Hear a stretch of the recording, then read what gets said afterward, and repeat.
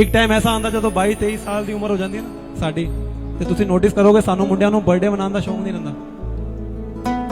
ਇਹ ਹਰ ਮੁੰਡਾ ਆਪਣੀ ਜ਼ਿੰਦਗੀ ਵਿੱਚ ਫੇਸ ਕਰਦਾ ਹੈ। ਮੁੰਡਾ ਆਪਣੇ ਬਰਥਡੇ ਵਾਲੇ ਦਿਨ ਆਪਣੇ ਆਪ ਨੂੰ ਕੋਸ ਰਿਹਾ ਹੁੰਦਾ ਕਿ ਮੈਂ ਇਸ ਸਾਲ ਵੀ ਉਹ ਸਭ ਨਹੀਂ ਕਰ ਪਾਇਆ ਜੋ ਮੇਰੇ ਲਕਸ਼ ਸੀ, ਜੋ ਮੇਰੇ ਸੁਪਨੇ ਸੀ।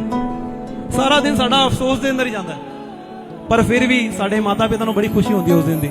ਅਸੀਂ ਅਗਰ ਘਰ ਪਰਿਵਾਰ ਵਾਲੇ ਹੁੰਦੇ ਹਾਂ ਤੇ ਸਾਡੇ ਬੀਬੀ ਬੱਚੇ ਉਹ ਸਾਨੂੰ ਵਿਸ਼ ਕਰ ਰਹੇ ਹੁੰਦੇ ਨੇ, ਤਾਂ ਉਹਨਾਂ ਕਰਕੇ ਅਸੀਂ ਸੈਲੀਬ੍ਰੇਟ ਕਰ ਲੈਂਦੇ ਹਾਂ ਕਿ ਚਲੋ ਇਹਨਾਂ ਦਾ ਮੂਡ ਖਰਾਬ ਨਾ ਹੋਏ। ਵਰਨਾ ਇੱਕ ਮੁੰਡੇ ਦਾ ਸਭ ਤੋਂ ਜ਼ਿਆਦਾ ਮੂਡ ਖਰਾਬ ਉਹਦੇ ਬਰਥਡੇ ਵਾਲੇ ਦਿਨ ਹੀ ਹੋ ਰਿਹਾ ਹੁੰਦਾ। ਕਿਸ ਨੂੰ ਪਿਕਚਰ ਲੈਣ ਦਾ ਸ਼ੌਂਕ ਖਤਮ ਹੋ ਗਿਆ, ਕਿਸੇ ਨੂੰ ਨਵੇਂ ਕੱਪੜਿਆਂ ਦਾ ਸ਼ੌਂਕ ਖਤਮ ਹੋ ਗਿਆ, ਕਿਸੇ ਨੂੰ ਤੇ ਮੁਹੱਬਤ ਨਾਲ ਨਫ਼ਰਤ ਹੋ ਗਈ ਹੈ।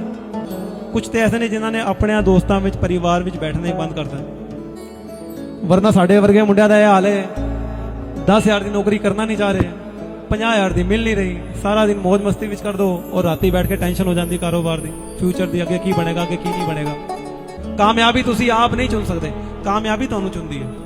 ਅਗਰ ਤੁਸੀਂ ਕਾਬਿਲ ਹੋਵੋਗੇ ਤੇ ਕਾਮਯਾਬੀ ਜਦੋਂ ਆ ਕੇ ਜਾਏਗੀ ਤੁਸੀਂ ਆਪਣਾ ਸਟੇਟਸ ਲੈਵਲ ਮੇਨਟੇਨ ਕਰ ਲਓਗੇ। ਪਰ ਅਗਰ ਤੁਸੀਂ ਕਾਬਿਲ ਨਹੀਂ ਹੋ, ਕਾਮਯਾਬੀ ਤੁਹਾਡੇ ਦਰਵਾਜ਼ੇ ਦਸਤਕ ਦੇਗੀ।